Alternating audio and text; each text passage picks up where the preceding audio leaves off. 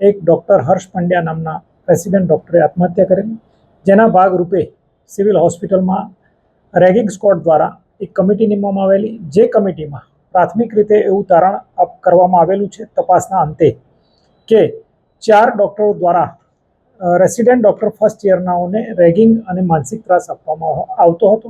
જેના ભાગરૂપે કમિટીએ ગઈકાલે રાત્રે ખટોદરા પોલીસને દ્વારા આજે ફરિયાદ આપવામાં આવેલી છે, જે પોલીસે દાખલ કરેલી છે.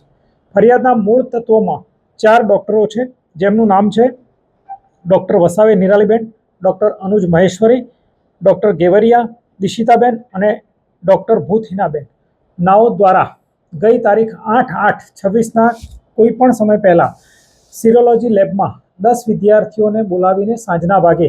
5 વાગ્યાથી 7 વાગ્યા સુધી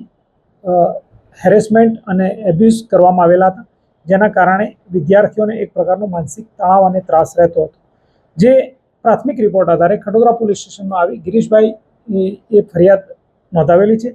જેની ફરિયાદ આજરોજ કલાક 16:30 વાગે દાખલ કરવામાં આવેલ છે અને આગળની કાયદેસરની કાર્યવાહી કરવામાં આવનાર છે.